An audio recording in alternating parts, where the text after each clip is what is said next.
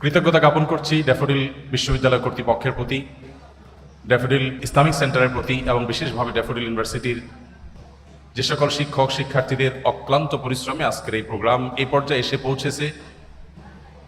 অন্তরের অন্তঃস্থল থেকে গভীরভাবে কৃতজ্ঞতা নিবেদন করছি সেই সকল ব্যক্তিবর্গের প্রতি। আল্লাহ তাআলা তাদের সবাইকে উত্তম বিনিময় দান করুন। আমরা 2024-এ যেখানে দাঁড়িয়ে আছি, গোটা পৃথিবী আজ যেখানে দাঁড়িয়ে আছে, সেই জায়গায় থেকে যদি নবী করিম সাল্লাল্লাহু আলাইহি সাল্লামের সুন্নাহকে, তার জীবন দর্শনকে, তার জীবন আদর্শকে, তার কোনো জীবনের দিককে যদি আমরা কম্পেয়ার করি তাহলে সেটা ভুল হবে। কারণ আজকের পৃথিবীতে অনেক কিছু অনেক সহজ হয়েছে যেটা 1400 বছর আগের পৃথিবীতে ছিল না। আপনাকে ক্ষণিকের জন্য 1400 বরং 1450 বছর আগে ফিরে যেতে হবে, যে সেই বাস্তবতায় নবী করিম সাল্লাল্লাহু আলাইহি সাল্লাম যে কাজগুলো করেছেন সেটা আসলে কতটা সম্ভবপর ছিল, কতটা চ্যালেঞ্জিং ছিল, কতটা একজন মানুষের কল্পনার অতীত ছিল। এই জিনিসটি আমাদের নবী করিম সাল্লাল্লাহু আলাইহি সাল্লামের সিরাতের যে কোনো আলোকপাত করার আগে মাথায় রাখতে হবে যে আমরা আজকে 2024 সনের গল্প বলছি না, আমরা গল্প বলছি আজ থেকে 1500 বছর আগে। যেমন ধরুন জ্ঞানের কথা বলি আমরা, এখন জ্ঞানের জন্য গুরুত্ব নিয়ে খুব বেশি ওয়াজ নসিহত লেকচার বক্তব্য দেওয়ার প্রয়োজন হয় না। একজন সাধারণ কৃষক দিনমজুর, একজন খেটে খাওয়া মানুষ, তিনিও তার সন্তানকে তার জীবনের সমস্ত কিছু দিয়ে হলেও শিক্ষিত করবার চেষ্টা করেন, কারণ তিনি জানেন যে শিক্ষা ছাড়া আজকের পৃথিবীতে কোনো গত্যান্তর নেই।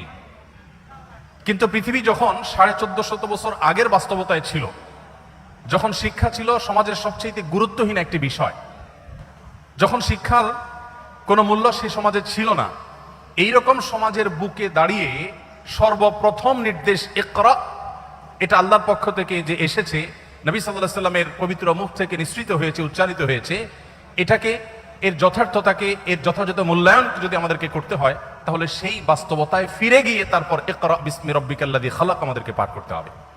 সময় তো বুঝতেই দিই। প্রিয় নবী সাল্লাল্লাহু আলাইহি সাল্লামের লাইফস্টাইল বা তার জীবনযাপনের পদ্ধতি নিয়ে আমরা হয়তো খুব বেশি কথা বলতে পারবো না অল্প সময়ে। নবী করিম সাল্লাল্লাহু আলাইহি সাল্লাম সম্পর্কে আমরা অনেকে জেনে থাকবো যে তিনি খুব সাদাসিধে জীবনযাপন করতেন, অনাড়ম্বর জীবনযাপন করাকে তিনি খুব বেশি পছন্দ করতেন।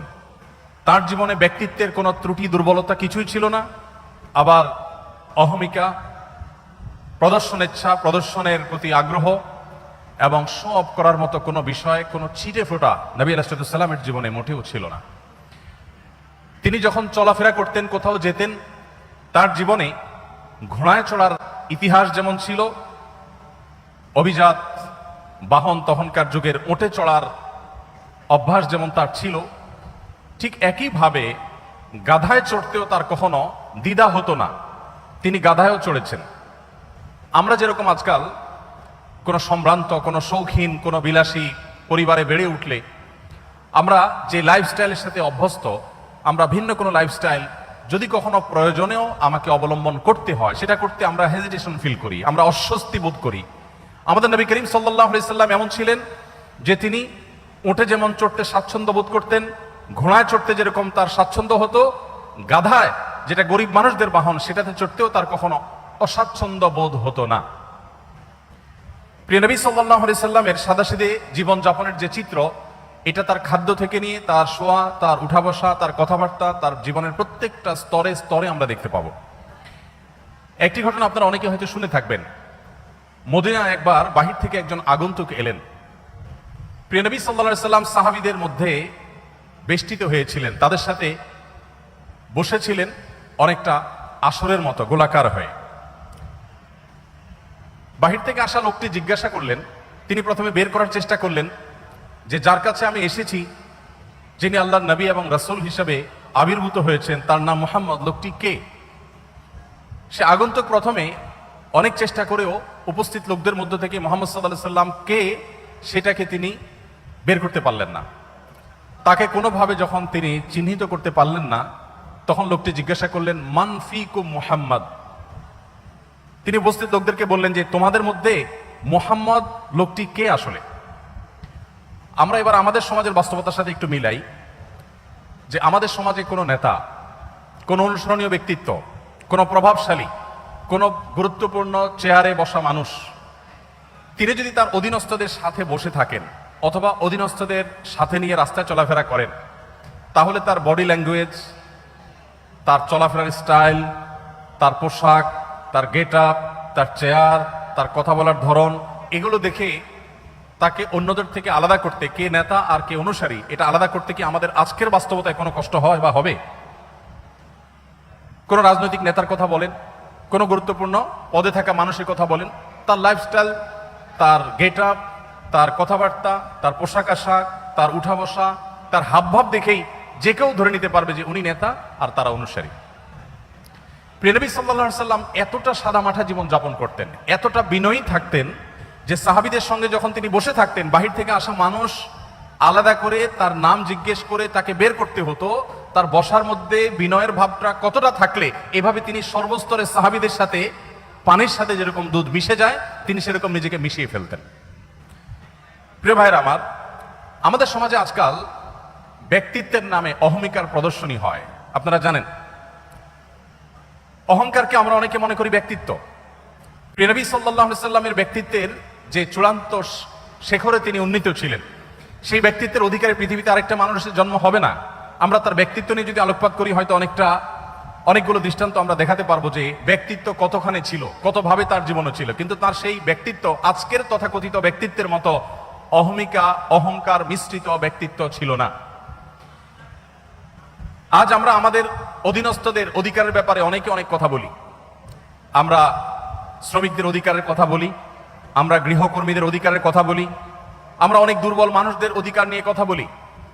আর প্রিয় নবী সাল্লাল্লাহু আলাইহি ওয়াসাল্লাম সে সমস্ত দুর্বল মানুষদের ব্যাপারে বলতেন, ইখওয়ানুকুম খাওয়ালুকুম, তোমাদের অধীনস্থ যে ভাই ব্রাদাররা আছে তারা তোমাদের ভাইয়ের মতো, অধীনস্থ মানুষগুলো যারা আছে তারা তোমাদের ভাইয়ের মতো।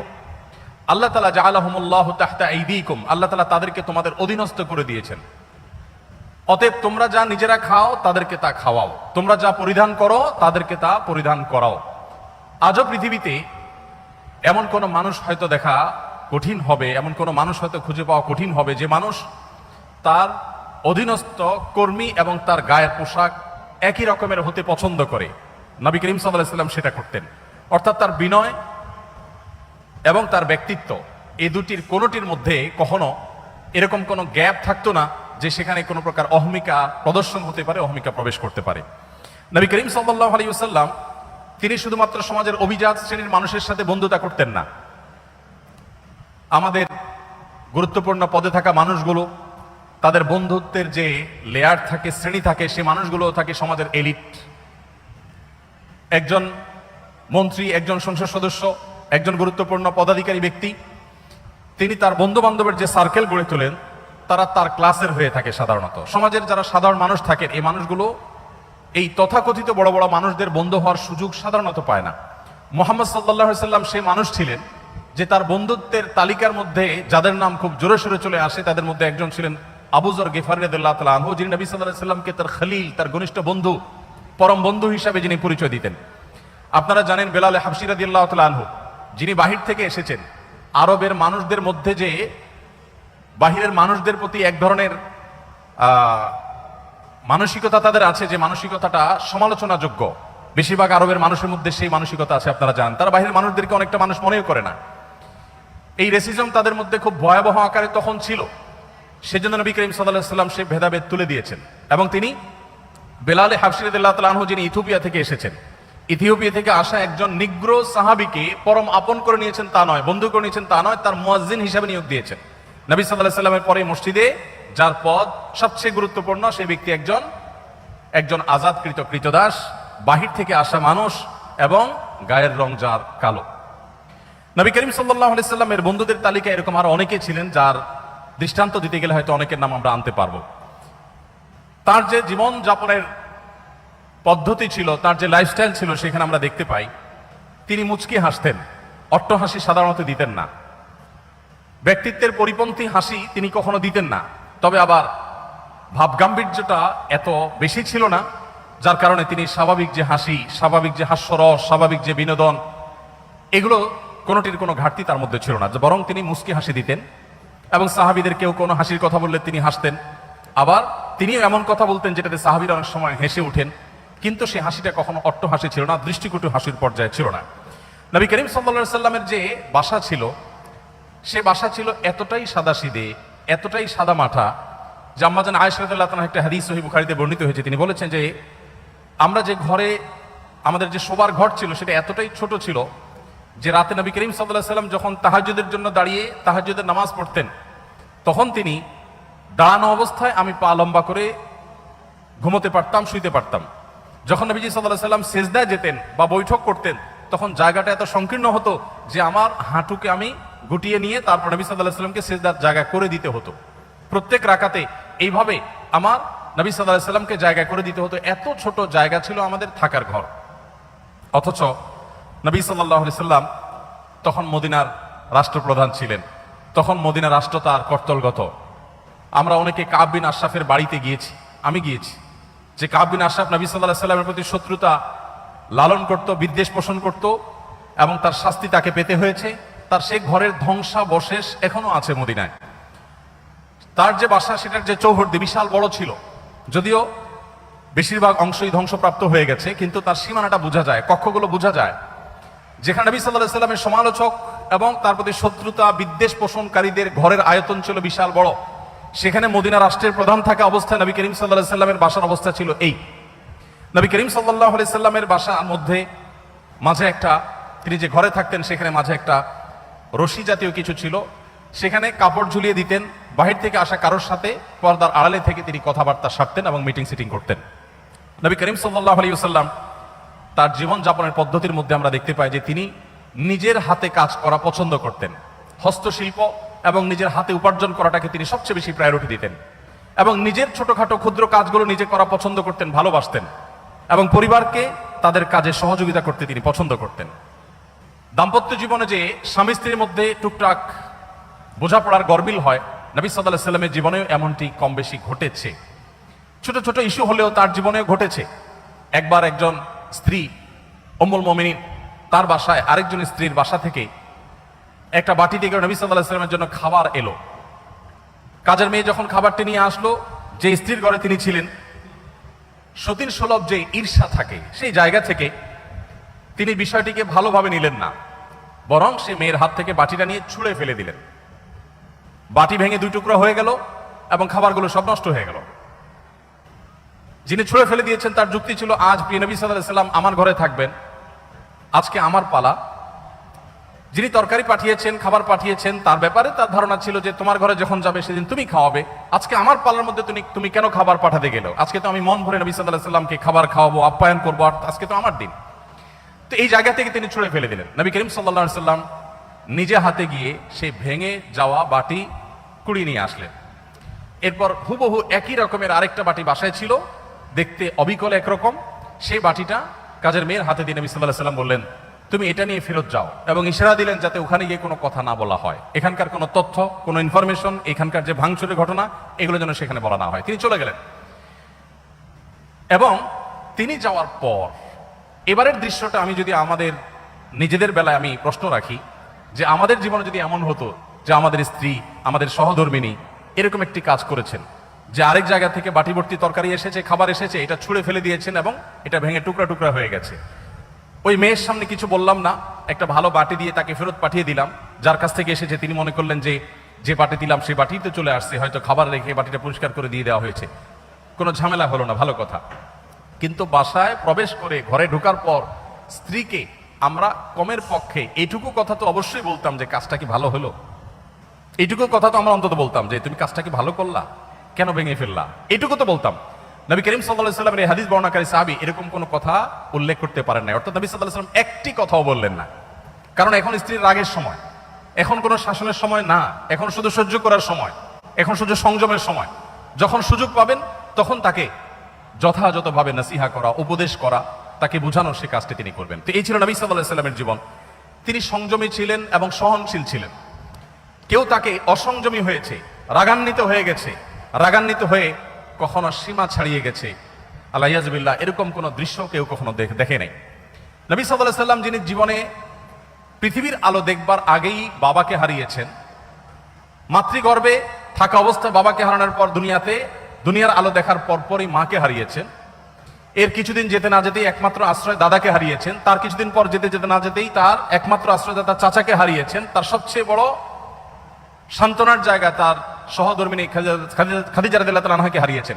এতগুলো ঘটনা যখন একসাথে একাধারে ঘটলো, মাটির নিচের পাওয়ার নিচ থেকে মাটি একটার পর একটা যখন সরে যেতে লাগলো, এত বাধার পরও আমরা দেখি প্রিয় নবী সাল্লাল্লাহু আলাইহি ওয়াসাল্লাম এত বাধা বিপত্তি, মক্কাবাসীর শত্রুতা, এত কিছুর পরও জীবনে কখনো খেই হারিয়ে ফেলা বলতে যেটাকে বুঝি আমরা, মানুষ নিজের নিয়ন্ত্রণ হারিয়ে ফেলা বলতে যেটাকে বুঝি, এরকম কোন দৃশ্য নবী সাল্লাল্লাহু আলাইহি ওয়াসাল্লামের সিরাতের তার জীবনের কোনো অংশে কেউ, তার শত্রুরাও কেউ দেখাতে পারবে না যে তিনি রাগের চোটে কখনো খেই হারিয়ে ফেলেছেন, নিয়ন্ত্রণ হারিয়ে ফেলেছেন, কখনো রাগান্বিত হয়ে সরি বলতে হয়েছে তাকে, এরকম কোন দৃশ্য তার জীবনে কখনো ঘটেনি। তবে যদি কখনো আল্লাহর কোনো বিধান পরিপন্থী কোনো কিছু হতো, আল্লাহর কোনো আইন, আল্লাহর কোনো বিধানের বিরুদ্ধে কেউ কথা বলতো, সেরকম পরিস্থিতিতে নবী করিম সাল্লাল্লাহু আলাইহি ওয়াসাল্লাম প্রচন্ড রেগে যেতেন। কিন্তু তার সে রাগ, তার সেই ক্রোধ, সেটা কখনো তাকে খেই হারিয়ে ফেলার লেভেল পর্যন্ত নিত না। তার মুখ দিয়ে কখনো কটু কথা বের হতো না, তার থেকে কখনো অসৌজন্যমূলক আচরণ প্রকাশ পেত না। তিনি যখন রাগান্বিত হতেন তার চেহারা রক্তিম বর্ণের হয়ে যেত, লাল হয়ে যেত, আঙ্গুর যেরকম চিবালে রক্তিম লাল হয়ে যায়, নবী সাল্লাল্লাহু আলাইহি ওয়াসাল্লাম যখন রাগান্বিত হতেন, বিশেষ করে যখন আল্লাহর কোনো বিধান লঙ্ঘন হতে দেখতেন, তখন তার চেহারা মোবারক লাল হয়ে যেত। প্রিয় নবী সাল্লাল্লাহু আলাইহি ওয়াসাল্লামের লাইফস্টাইলের দিকে তাকালে আমরা দেখতে পাই যে তিনি যখন খাবার গ্রহণ করতেন তিনি কোনো খাদ্যের দোষ ধরতেন না। কোনো খাবার তার সামনে এলে পছন্দ হলে খেতেন, আর পছন্দ না হলে তিনি রেখে দিতেন, কখনো দোষ ধরতেন না। কানা নবী সাল্লাল্লাহু আলাইহি ওয়াসাল্লাম লা ইয়াইবু তাআমা কাত্তু, নবী সাল্লাল্লাহু আলাইহি ওয়াসাল্লাম কখনো কোনো খাবারের দোষ ধরতেন না। এই হাদিসের মধ্যে কত্তু একটা শব্দ এসেছে শামাইলে তিরমিজিতে, কত্তু মানে হলো কখনো, তার মানে তার জীবনে কখনো খাবারের দোষ ধরার ঘটনা ঘটেনি। আমরা অনেক মুসলমান আছি, অনেক গুণে গুণান্বিত, আমি জানি না এরকম মুসলমান আমাদের সমাজে কয়জন আছেন। আমরা এখানে যারা আছি তারা কেউ বলতে পারবো কিনা যে আমার এই ক্ষুদ্র জীবনে, ফেলে আসা জীবনে আমি কখনো কোনো খাবারের দোষ ধরি নাই, আমার ভালো লাগছে তো খাইছি, আর না হলে নাই, খাবারের দোষ ধরেন নাই জীবনে কখনো? এরকম মানুষ এখানে আছেন? একজন আছি আমরা, থাকলে হাত তুলতে পারেন। একজন হাত তুলছে, আপনি খাবারের দোষ কখনো ধরেন নাই? কিভাবে সম্ভব? খাবারের দোষ কখনো ধরেন নাই? লবণ কম হয়েছে, এর চেয়ে ভালো হইতে পারতো, এরকম কখনো বলেন নাই? মাশাআল্লাহ, তো আপনি তো মহামানব। বসেন। দেখুন, এক এলাকায় একজন হুজুর ছিলেন, এলাকার প্রায় সব বাসায় হুজুরের দাওয়াত খাওয়া শেষ, কোন মহিলা রান্না করে ওই হুজুরকে খাবার খাইয়ে কখনো শান্তিতে থাকতে পারতো না। প্রত্যেকটা দাওয়াতের পর ওই হুজুর একটা না একটা দোষ বাইর করতেন, হয় এখানে লবণ একটু কম হয়েছে, না হলে ওখানে হলুদটা একটু কম হয়েছে, কালারটা একটু ত্রুটি আছে, কোনো না কোনো দোষ তিনি ধরতেন। সে এলাকায় একজন শিক্ষিত পুত্রবধূ এলেন বাহির থেকে। আসার পর তিনি এই হুজুর সম্পর্কে যখন ধারণা পেলেন যে একজন হুজুর আছেন, এই হুজুরের কেউ খাইয়ে সন্তুষ্ট করতে পারেন না, উনি একটা না একটা দোষ ধরেন, যদিও হুজুর মানুষ দোষ ধরার কথা না, নবী সাল্লাল্লাহু আলাইহি ওয়াসাল্লাম সুন্নাহর খেলাফ। যাই হোক, এটা কতটা বাস্তব ঘটনা তাও জানি না, বাকি গল্প হিসাবে শিক্ষণীয় সেই হিসাবে বলা। তো পরে ওই শিক্ষিত পুত্রবধূ তিনি হুজুরের সমস্ত দোষগুলোর তালিকা করলেন যে উনি কোন কোন দোষ ধরেন সাধারণত, সবগুলোকে নোট করে এমন ভাবে একটা রান্না তিনি দিলেন যে এই রান্নাতে হুজুরের দোষ ধরার কোনো ফাঁক রাখলেন না, সব পারফেক্ট রাখলেন। এরপর হুজুরকে দাওয়াত দিয়ে খাওয়ালেন। খাওয়ার পরে এবার পুরুষদের দিকে দিয়ে জিজ্ঞাসা করলেন, এবার হুজুরকে জিজ্ঞাসা করো আজকের খাবার কেমন হয়েছে, কমেন্ট করতে বলো। এখন বেচারা হুজুর দেখলেন যে আসলে কোনো কমেন্ট করার জায়গা নেই, তো এবার বললেন যে আসলে এত ভালো না, এত ভালো না। তো যে ভদ্রলোক বলেছেন যে আপনি কোনো দোষ ধরেন নাই কখনো, আমি জানি না যে আপনি এই টাইপের কোনো দোষ ধরেছেন কিনা কখনো। যাই হোক, তো আমাদের নবী করিম সাল্লাল্লাহু আলাইহি ওয়াসাল্লাম সাধারণত কখনো খাবারের দোষ ধরতেন না, কারণ মেয়েরা কষ্ট করে রান্না বাড়া করেন। আমরা যদি একদিন এই দায়িত্বটা পালন করি তাহলে আমরা হাড়ে হাড়ে টের পাবো যে রান্না করা এটা কত মজার কাজ। সব ঘরেই পুরুষরা, অনেক পুরুষরাই বা বেশিরভাগ পুরুষরাই চেষ্টা করে মাঝে মধ্যে একটু শখ করে রান্না বাড়া করবেন। আমি একবার রান্না বাড়া করেছিলাম, আমার মনে আছে, তরকারি রান্না করেছিলাম যখন আমি সৌদি আরবে ছিলাম। আমার ফ্যামিলি আমার সাথে ছিল, মিসেস হসপিটালে ভর্তি ছিলেন, তো বাচ্চাদের জন্য আমার মনে আছে আলু এবং ডাল দিয়ে একটা তরকারি রান্না করেছিলাম। দুর্ভাগ্যের বিষয় যে সেই তরকারি আমি ছাড়া পরিবার সদস্যদের কেউ খায়নি। বহুত ফজিলত বর্ণনা করলাম, বহুত বোঝানোর চেষ্টা করলাম, বাচ্চারা কেউ সেটা ছুঁয়েও দেখেনি, তারা জাস্ট উপহাস করে ছেড়ে দিয়েছে। অথচ সে আলু আর ডাল রান্না করতে যে পরিমাণ কষ্ট আমার গেছে, যে পরিমাণ ঘাম আমার ঝরেছে, যে পরিমাণ পেরেশানি আমার হয়েছে, সেটা আমি বলে তাদেরকে বুঝাতে পারতাম না। তো আমরা যারা কথায় কথায় খাবারের দোষ ধরি, আমাদের নবী সাল্লাল্লাহু আলাইহি ওয়াসাল্লামের এই সুন্নাহ থেকে শিক্ষা নেওয়া উচিত যে মা বোনদের, আমাদের স্ত্রীদের, মহিলাদের খাবার যদি কখনো পছন্দ হয় আমরা খেলাম, আর অপছন্দ না হলে আমি খেতে চাচ্ছি না, অপারগতা প্রকাশ করলাম, আমরা দোষ ধরবো না। কঠিন, কিন্তু এই কাজটা আমাদেরকে করতে হবে যদি আমাদেরকে আদর্শ মুসলমান হতে হয়। আল্লাহ আমাদের সবাইকে সেই তৌফিক দান করুন। তো নবী করিম সাল্লাল্লাহু আলাইহি ওয়াসাল্লাম তিনি খাবারের কখনো দোষ ধরতেন না, আর খাবার খুব কম পরিমাণে খেতেন। অনেক সুন্নাত আমল করা যায়, এই সুন্নাতের আমলটা অনেক কঠিন। খাবারের পরে মিষ্টি খাওয়া সুন্নাত, এরকম একটা কথা আমাদের সমাজে প্রচলিত আছে, যদিও এর কোনো ভিত্তি নাই। আমরা নিজেদের প্রয়োজনে খাবারের পরে ডেজার্ট খেতে ভালো লাগে, সেজন্য আমরা হাদিস বানিয়ে নিয়েছি যে খাবারের পরে মিষ্টি খাওয়া সুন্নাত। নবী করিম সাল্লাল্লাহু আলাইহি ওয়াসাল্লাম মিষ্টান্ন পছন্দ করতেন, মিষ্টি জাতীয় খাবার তিনি পছন্দ করতেন। এর মানে এই না যে যে কোনো খাবারের পরে আলাদা করে মিষ্টির জন্য তিনি ডেজার্টের অপশন রাখার জন্য বলতেন। আগে হতে পারে, পরে হতে পারে, মাঝে হতে পারে, মিষ্টি তিনি পছন্দ করতেন, সেটা ভিন্ন কথা। বাট খাবারের পরে মিষ্টি খেতে হবে আলাদা করে, এরকম কোনো কথা কোনো হাদিস দ্বারা প্রমাণিত হয় না। তো নবী করিম সাল্লাল্লাহু আলাইহি ওয়াসাল্লাম তিনি খাবার খেতেন পরিমাণে অনেক কম। আপনারা জানেন যে তার সুস্পষ্ট হাদিস রয়েছে, নির্দেশনা রয়েছে। তিনি বলেছেন আমাদের স্টমাককে 3 ভাগের 1 ভাগকে সলিড খাবার দিয়ে, আরেক ভাগকে পানীয় দিয়ে পরিপূর্ণ করতে, আরেক ভাগকে তিনি খালি রাখতে বলেছেন, এবং এটা আমাদের সুস্থ থাকতে সহায়ক ভূমিকা পালন করে।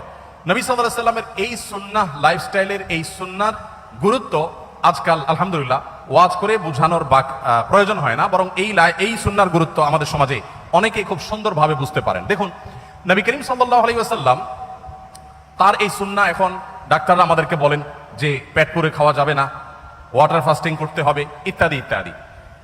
তো তার এই সুন্নাহ লাইফস্টাইলের যে উপকারিতা আছে, স্বাস্থ্যগত উপকারিতা আছে, সেগুলো আমার মনে হয় না যে আর বলার কোনো অপেক্ষা রাখে।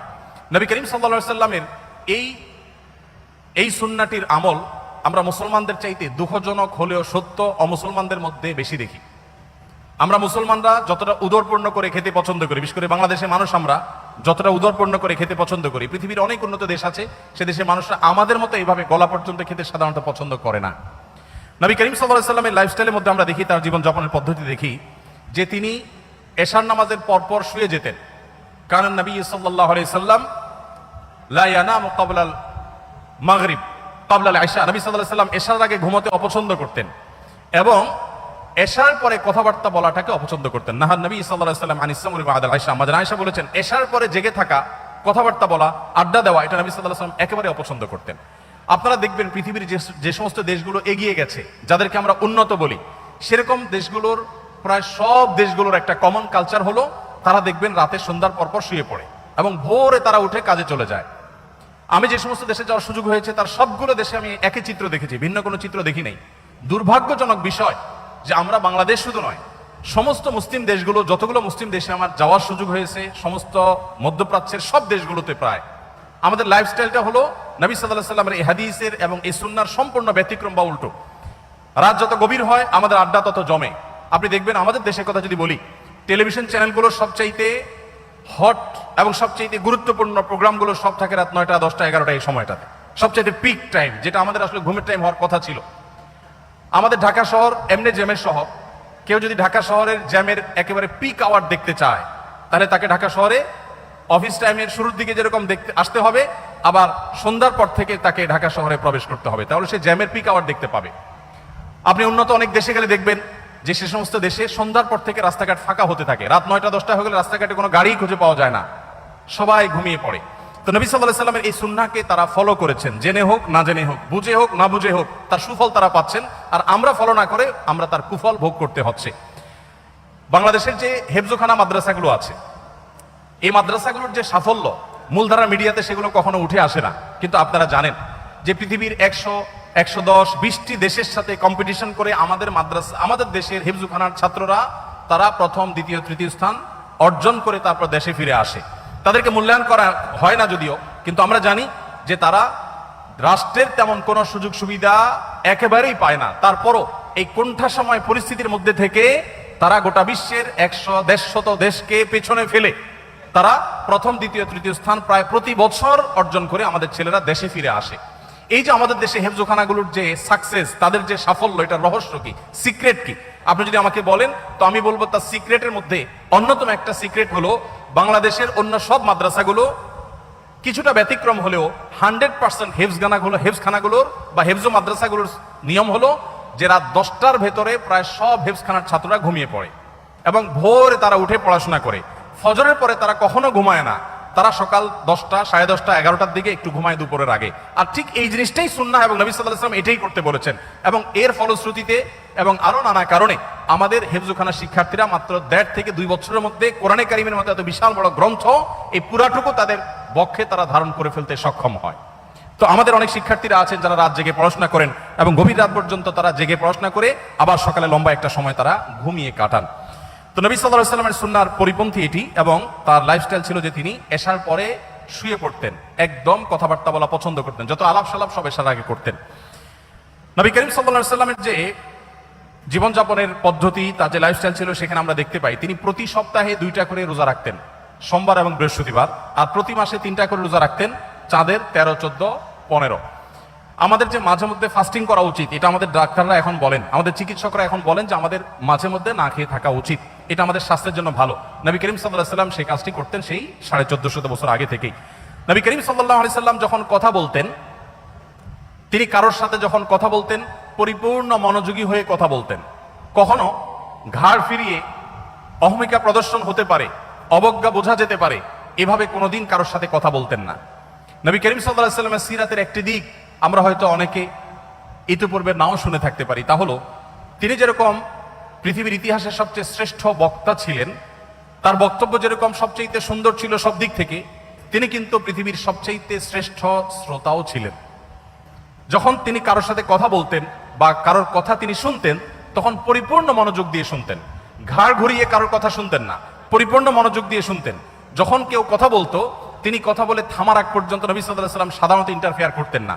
যখন কেউ তার সাথে হ্যান্ডশেক করতো, মুসাফা করতো, তখন তিনি নিজে থেকে হাতটা ছাড়াতেন না, বরং যিনি মুসাফা করেছেন তিনি ছাড়ানো পর্যন্ত অপেক্ষা করতেন। নবী করিম সাল্লাল্লাহু আলাইহি ওয়াসাল্লামের যে সৌজন্যতা, এটা আমি আবারও বলি, আজ 2024-এর সৌজন্যের সাথে মেলালে হবে না। 1450 বছর আগে চলে যান, সেই পৃথিবীতে যে বাস্তবতা ছিল তখনকার সময় নবী সাল্লাল্লাহু আলাইহি ওয়াসাল্লাম এই সৌজন্যতাকে এস্টাবলিশ করেছিলেন। নবী করিম সাল্লাল্লাহু আলাইহি ওয়াসাল্লাম তিনি পরিচ্ছন্ন থাকা পছন্দ করতেন। তার সাদাসিধে জীবনযাপন দেখে এটা মনে করার কোনো কারণ নেই যে তিনি, অনেক মানুষ আছেন যে খুব সাদামাটা জীবনযাপন করেন, অপরিচ্ছন্ন, অপরিপক্ক বা আগোছালো। নবী করিম সাল্লাল্লাহু আলাইহি ওয়াসাল্লামের জীবনযাপন ছিল খুবই পরিশীলিত, খুবই মার্জিত, খুবই পরিচ্ছন্ন, খুবই গোছানো, কিন্তু সেটার মধ্যে কোনো অহংকার ছিল না, প্রদর্শন করার মানসিকতা ছিল না, শো অফ করার মানসিকতা ছিল না। এই জন্য নবী করিম সাল্লাল্লাহু আলাইহি ওয়াসাল্লাম আমাদেরকে যে জীবন বিধান দিয়েছেন, সেখানে আমরা দেখতে পাই যে তিনি ওযু করতেন প্রত্যেক ওয়াক্তে, তিনি মিসওয়াকের নির্দেশ দিয়েছেন, বাসায় প্রবেশ করার আগে, পরিবারের লোকদের সাথে কথা বলার আগে মিসওয়াক করে তারপর প্রবেশ করতেন। কোনো গুরুত্বপূর্ণ মিটিংয়ে যাবেন, মিসওয়াক করে তারপরে যেতেন, যাতে মুখের দুর্গন্ধ বের না হয়। জুমার দিনে সবাই সমবেত হবে, সেখানে সবাইকে মিসওয়াক করে আসতে, গোসল করে আসতে নির্দেশ দিয়েছেন। পরিচ্ছন্নতা, পরিপাটি থাকা এবং পরিশীলিত থাকার যত রকমের দিক হতে পারে তার সবগুলো নির্দেশ নবী সাল্লাল্লাহু আলাইহি ওয়াসাল্লাম দিতেন। নবী করিম সাল্লাল্লাহু আলাইহি ওয়াসাল্লাম তিনি ভাব গাম্ভীর্যের কোনো কমতি তার ছিল না। তিনি বলেছেন, নুসরিতু বির রুব, আল্লাহর তরফ থেকে ভাব গাম্ভীর্য দিয়ে আমাকে সাহায্য করা হয়েছে। তাকে দেখে দূর থেকে অনেক তার শত্রুরা পর্যন্ত তার কাছে মাথা নত করতে বাধ্য হতো। তার ব্যক্তিত্বের যে আভা তার চেহারায় ফুটে উঠতো, এটা দেখে এটার কাছে বহু অমুসলিমেরা হার মেনেছে এবং সারেন্ডার করেছে। তার এই ব্যক্তিত্ব যেমন ছিল, আবার পাশাপাশি তিনি রসিকতাও করতেন, সাহাবীদের সাথে বিভিন্ন সময় হাস্যরস করতেন, এমন কৌতুক করতেন যে সবাই হেসে উঠতো, সবাই আনন্দ পেত। এবং তার সেই ব্যক্তিত্ব, তার সেই ভাব গাম্ভীর্য আজকে আমাদেরকে যেরকম ভাব গাম্ভীর্যের কারণে অনেককে অহংকারী করে তোলে, এটা তার মধ্যে ছিল না। আল্লাহ রাব্বুল আলামিন তার জীবনের এই সমস্ত ভালো দিকগুলো দিয়ে আমাদের জীবনকে আলোকিত করে আমাদের এই জীবনকে দুনিয়াতে সাফল্য মণ্ডিত করুন, এবং আখিরাতে আমাদের সবাইকে আল্লাহর জান্নাতুল ফিরদাউসের অধিকারী হওয়ার, উপযুক্ত হওয়ার তৌফিক দান করুন।